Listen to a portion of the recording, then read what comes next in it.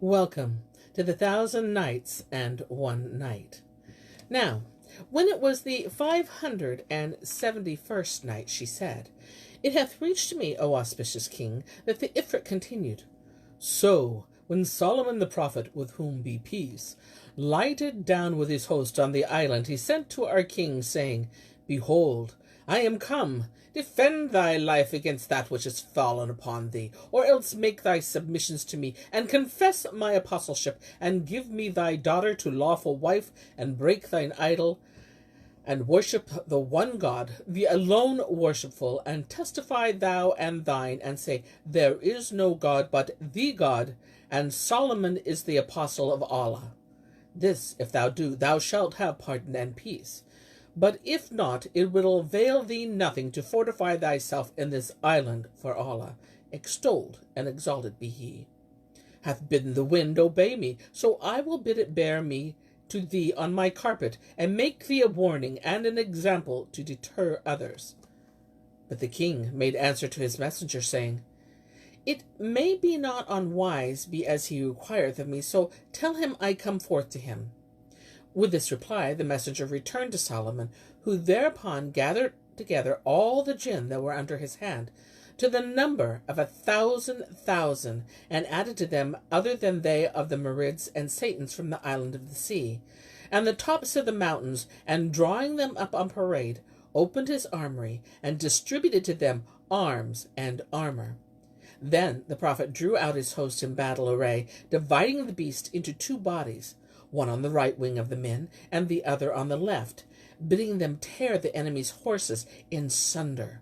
Furthermore, he ordered the birds which were in the island to hover over their heads, whenas the assault should be made, that they should swoop down and tear out the foe's eyes with their beaks, and buffet their faces with their wings. And they answered, We hear and we obey Allah, and thee, O prophet of Allah.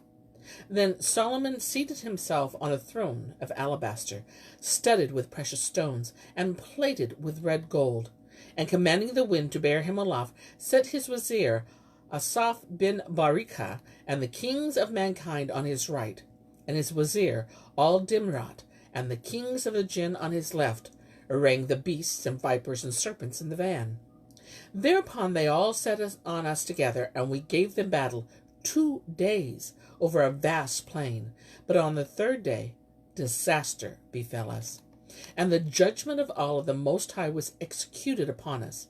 Now, the first to charge upon them were I and my troops, and I said to my companions, Abide in your places, whilst I sally forth to them and provoke Al-Dimrat to combat singular. And behold, he came forth to Dulio, as he were a vast mountain, and his fires flaming, and his smoke spiring, and shot at me a falling star of fire. But I swerved from it, and it missed me. Then I cast at him in my turn a flame of fire, and it smote him.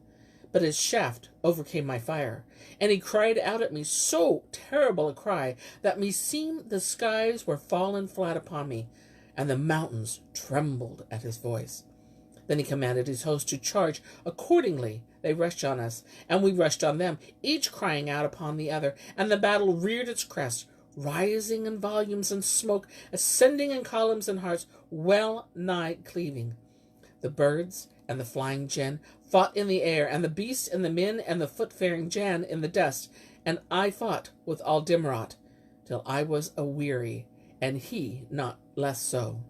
At last I grew weak, and turned to flee from him. Upon my companions and tribesmen likewise looked to flight, and my hosts were put to the rout. And Solomon cried out, saying, Take yonder furious tyrant, the accused, the infamous. Then man fell upon man, and jinn upon jinn, and the armies of the prophet charged down upon us with the wild beasts and lions on their right hand, and on their left, rending our horses and tearing our men, whilst the birds hovered overhead, and air-pecking out our eyes with their claws and beaks, and beating our faces with their wings, and the serpents struck us with their fangs, till the most of our folks lay prone upon the face of the earth, like the trunks of date trees. Thus defeat befell our king, and we became a spoil unto Solomon. As to me, I fled from Al-Dimirat, but he followed me 3 months' journey till I fell down for weariness, and he overtook me, and pouncing me, made me prisoner. Quoth I, By the virtue of him who hath exalted thee, and abased me, spare me, and bring me into the presence of Solomon, on whom be peace. So he carried me before Solomon, who received me after the foulest fashion, and bade bring this pillar and hollow it out. Then he set me herein, and chained me, and sealed me with his signet ring, and Al-Dimirat bore me to this place wherein thou seest me. Moreover, he charged a great angel to guard me, and this pillar is my prison until judgment day. And Shahrazad perceived the dawn of the day, and ceased to say her permitted say. Now, when it was the 572nd night, she said, It hath reached me, O auspicious king, that when the Jinni, who was prisoned in the pillar, had told them this tale from first to last, the folk marveled at his story, and at the frightfulness of his favor, and the Emir Musa said, There is no God but the God. Soothly was Solomon gifted with a mighty dominion. Then said the Sheikh Abd al-Samad to the Jinni, Hold there, I would fain ask thee of a thing, whereupon do thou inform us. Ask what thou wilt, answered the Ifrit Dash, and the Sheikh said, Are there hereabouts any of the Ifrits imprisoned in bottles of brass from the time of Solomon, on whom be peace? Yes, replied the Jinni, there be such in the sea Al-Karkar, on the shores whereof dwell a people of the lineage of Noah, on whom be peace. For their country was not reached by the deluge, and they are cut off from where there are other sons of Adam. Quoth Abd al-Samad, And which is the way to the city of brass, and the place wherein are the Kirkabites of Solomon, and what distance lieth between us and it? Quoth the Ifrit, It is near at hand, and directed them in the way thither. So they left him, and fared forward, till there appeared to them afar off a great blackness, and therein 2 fires facing each other. And the Emir Musa asked the Sheikh, What is yonder vast blackness and its twin fires? And the guide answered, Rejoice, O Emir, for this is the city of brass, and it is described in the book of hidden treasures, which I have with me. Its walls are of black stone, and it hath 2 towers of Andalusian brass, which appear to the beholder in the distance as if they were twin fires, and hence it is called the city of brass. Then they fared on without ceasing till they drew near the city, and behold, it was as if it were a piece of mountain, or a mass of iron cast in a mold, and impenetrable for the height of its walls and bulwarks, while nothing could be more beautiful than its building and its ordinance. So they dismounted down and sought for an entrance, but saw none, neither found any trace of opening in the walls, albeit there were 25 portals to the city, but none of them were visible from without. Then quoth the Emir, O Sheikh, I see to this city no sign of any gate. And quoth he, O Emir, thus it is described in my book of hidden treasures. It hath 25 portals, but none thereof may be opened save from within the city. Ask Musa, and how shall we enter the city and view its wonders? And Talib, son of Saul, his wazir, answered, Allah assain the Emir, let us rest here 2 or 3 days, and God willing, we will make shift to come within the walls. Then said Musa to one of his men, Mount thy camel, and ride round about the city, so haply thou might light upon a gate, or a place somewhere lower than fronting us, or, inshallah, a breach whereby we can enter. Accordingly, he mounted his beast, taking water and victuals with him, and rode round the city 2 days and 2 nights without drawing rein to rest, but found the wall thereof as it were 1 block, without breach or way of ingress. And on the 3rd day he came again in sight of his companions, dazed and amazed at what he had seen, of the extent and loftiness of the place, and said, O Emir, the easiest place of access is this where you are alighted. Then Musa took Talib and Abd al-Samad, and ascended the highest hill which overlooked the city. When they reached the top, they beheld beneath them a city, never saw a greater or goodlier, with dwelling places and mansions of towering height, and palaces and pavilions and domes gleaming gloriously bright, and sconces and bulwarks of strength infinite, and its streams were flowing, and flowers a-blooming, and fruits a-glowing. It was a city with gates impregnable, but void and still, without a voice or a cheering inhabitant. The owl hooted in its quarters, the bird skimmed circling over its squares, and the raven croaked in its great thoroughfares, weeping and bewailing the dwellers who erst made it their dwelling.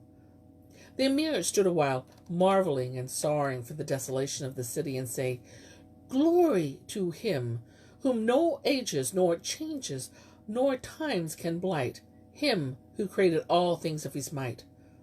Presently he chanced to look aside, and caught sight of 7 tablets of white marble afar off. So he drew near them, and finding inscriptions graven thereof, called the sheikh and bade him read these. Accordingly he came forward, and examining the inscriptions, found that they contained matter of admonition and warning, and instances and restraint to those of understanding. On the first tablet was inscribed in the ancient Greek character, "O son of Adam, how heedless art thou of that which is before thee! Verily thy years and months and days have diverted thee therefrom. Knowest thou not that the cup of death is filled with thy bane, which is a little while to the dregs thou shalt drain? Look to thy doom ere thou enter thy tomb, where be the kings who hold dominion over the lands, and abased Allah's servants, and built these palaces, and had armies under their commands. By Allah, the destroyer of delights, and the severer of societies, and the devastator of dwelling places, came down upon them, and transported them from the spaciousness of their palaces to the straitness of their burial places." And at the foot of the tablets were written the following verses: "Where are the kings earth peopling? Where are they? To the built and peopled left they air and eye. They tombed, yet pledged to actions passed away, and after death upon them came decay. Where are their troops? They failed to ward and guard. Where are their wealth and hoards and treasures lay? The Empyrean's lord surprised them with one word, nor wealth nor refuge could their doom delay." When the Emir heard this, he cried out, and the tears ran down his cheeks, and he exclaimed, "By Allah, from the world abstaining is the wisest course, and the soul assaining." And he called for pen case and paper, and wrote down what was graven on the first tablet. Then he drew near the second tablet, and found these words graven thereon: "O son of Adam, what hath seduced thee from the service of the Ancient of Days, and made thee forget that one day thou must defray the debt of death?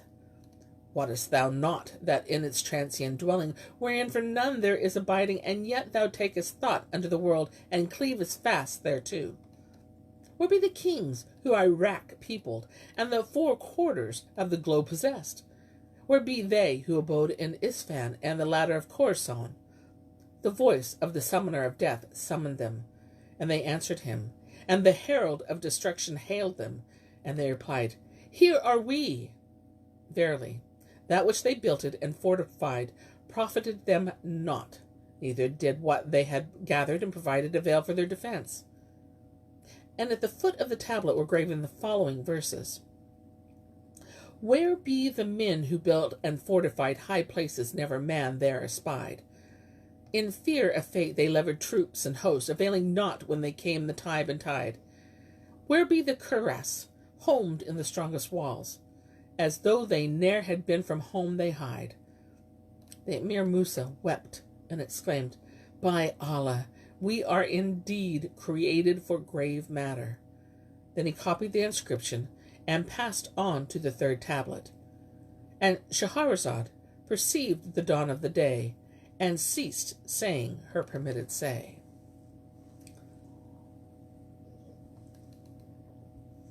Now, when it was the 573rd night, she said, "It hath reached me, O auspicious king, that the Emir Musa passed on to the third tablet, whereon was written, O son of Adam, The things of this world thou lovest and prizest, and the hest of thy Lord thou spurnest and despisest.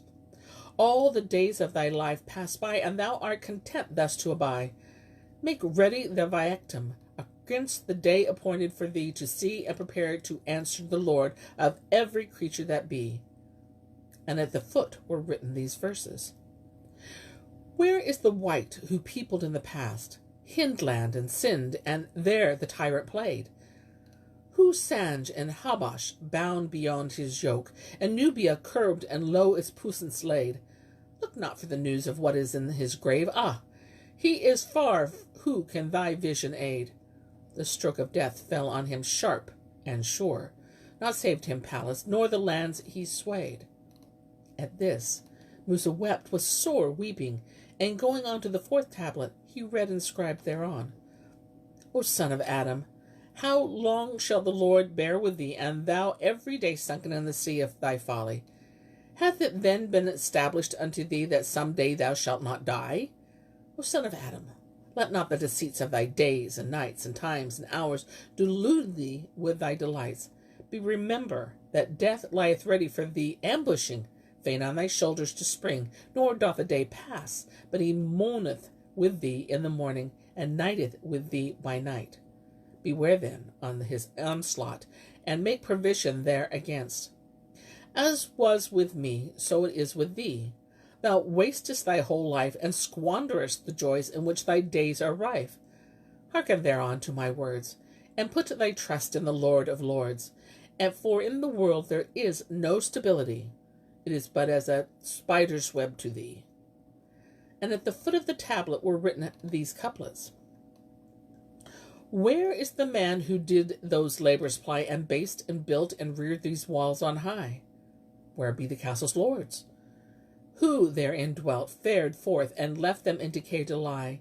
All are entombed, in pledge against the day when every sin shall show to every eye. None but the Lord's most high endurance hath, whose might and majesty shall never die. When the Emir read this, he swooned away, and presently coming to himself, marveled exceedingly, and wrote it down. Then he drew near the fifth tablet, and behold, thereon was graven, O son of Adam, what is it that distincteth thee from obedience of thy Creator, and the author of thy being, him who reared thee when as thou wast a little one, and fed thee when as thou wast full grown? Thou art ungrateful for his bounty, albeit he watcheth over thee with his favours, letting down the curtain of his protection over thee. Needs must there be for thee an hour bitterer than aloes, and hotter than live coals. Provide thee, therefore, against it, for who shall sweeten its gall or quench its fires? Bethink thee, who went forward thee of peoples and heroes, and take warning by them ere thou perish. And at the foot of the tablet were graven these couplets. Where be the earth kings who from where they bode sped into the graveyards where their hoardings yode? Erst on their mounting days there hast beheld host that concealeth the ground whereon they ride.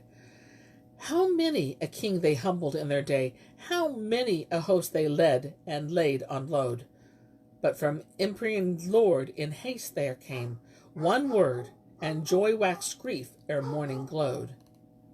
The Emir marveled at this, and wrote it down, after which he passed on to the sixth tablet, and behold was inscribed thereon, O son of Adam, think not that safety will endure for ever, and I, seeing that death is sealed to thy head alway. Where be thy fathers? Where be thy brethren? Where thy friends and dear ones? They have all gone to the dust of the tombs, and presented themselves before the glorious, the forgiving, as if they had never eaten nor drunken, and they are pledged for that which they have earned. So look to thyself, ere thy tomb come upon thee. And at the foot of the tablet were these couplets. Where be the kings who ruled the Franks of old? Where be the kings who plunged Tingiswold? Their works are written in a book which he, the one, the All-Father, shall be witness hold. At this the Emir Musa marveled, and wrote it down, saying, There is no God but the God. Indeed, how goodly were these folk! Then he went up to the 7th tablet, and behold, thereon was written, Glory to him who foreordaineth death to all he createth, the living one, who dieth not. O son of Adam, let not thy days and their delights delude thee, neither thine hours and the delicacies of thy time, and know that death to thee cometh, and upon the shoulder it sitteth. Beware then of his assault, and make ready for his onslaught. As it was with me, so it is with thee. Thou wottest the sweet of thy life, and the joyance of thine hours. Give ear, then, to my rede, and put thy trust in the Lord of Lords, and know that in the world is no stability, but it is as it were a spider's web to thee, and all that is therein shall die and cease to be. Where is he who laid the foundation of Amid, and built it, and builded Farrakhan, and exalted it? Where be the peoples of the strong places, when as them that had inhabited after their might into the tombs they descended? They have been carried off by death, and we shall in like manner be afflicted by doom. None abideth save Allah the Most High, for he is Allah, the forgiving one. The Emir Musa wept, and copied all this, and indeed the world was belittled in his eyes. Then he descended the hill and rejoined his host, with whom he passed the rest of the day, casting about for a means of access to the city. And he said to his wazir Talib bin Saul, and to the chief officers about him, How shall we contrive to enter this city and view its marvels? Haply we shall find therein withal to win the favor of the commander of the faithful. Allah prolong the emir's fortune, replied Talib. Let us make a ladder and mount the wall therewith, so peradventure we may come to the gate from within. Quoth the Emir, This is what occurred to me, and my thoughts also, and admirable is the advice. Then he called for carpenters and blacksmiths, and bade them fashion wood and build a ladder plated and banded with iron. So they made a strong ladder, and many men wrought it a whole month. Then all the company laid hold of it, and set it up against the wall. And it reached the top as truly as if it had been built for it before that time. The Emir marveled and said, The blessing of Allah be upon you. It seems as though we have taken measure of the mercy, so excellent is your work. Then said he to his men, Which of you will mount the ladder, and walk along the wall, and cast about a way of descending into the city, so to see how the case stands, and let us know how we may open the gate? Whereupon quoth one of them, I will go up, O Emir, and descend and open it to you. And Musa answered, saying, Go, and the blessing of Allah go with thee. So the man mounted the ladder, but when he came to the top of the wall, he stood up, and gazed fixedly down into the city, and clapped his hands, and crying out at the top of his voice, By Allah, thou art fair! Cast himself down into the palace. And Musa cried, By Allah, he is a dead man. But another came up to him and said, O Emir, this was a madman, and doubtless his madness got the better of him and destroyed him. I will go up and open the gate to you, and if it be the will of Allah the Most High. Go up, replied Musa, and Allah be with you. But beware, lest thou lose thy head, even as did thy comrade. Then the man mounted the ladder, but no sooner had he reached the top of the wall than he laughed aloud, saying, Well done, and clapping palms, cast himself down into the city, and died forthright. When the Emir saw this, he said, And such be the action of a reasonable man? What is that of the madman? If all our men do this wise, we shall have none left, and shall fail of our errand and that of the commander of the faithful. Get you ready for the march. Verily, we have no concern with this city. But a third one of the company said, Haply another may be steadier than they. So a third mounted the wall, and a fourth, and a fifth, and all cried out, and cast themselves down, even as did the first. Nor did they leave to do thus, till a dozen had perished in like fashion. Then the Sheikh, Abd al-Samad, came forward, and heartened himself, and said, This affair is reserved to none other than myself, for the experience is not like the inexperience. Quoth the Emir, Indeed, thou shalt not do that, nor will nor will I have thee go up there, and thou perish. We shall all be cut off to the last man, since thou art our guide. But he answered, saying, Peradventure, that which we seek may be accomplished at my hands by the grace of God Most High. So the folk all agreed to let him mount the ladder, and he arose and hearkening himself said, In the name of Allah, the compassionating, the compassionate, and mounted the ladder, calling on the name of the Lord and reciting the verses of safety. When he reached the top of the wall, he clapped his hands and gazed fixedly down into the city, whereupon the folk below cried out to him with one accord, saying, Ho Sheikh Abd al-Samad, for the Lord's sake cast not thyself down. And they added, Verily we are Allah's, and unto him we are returning.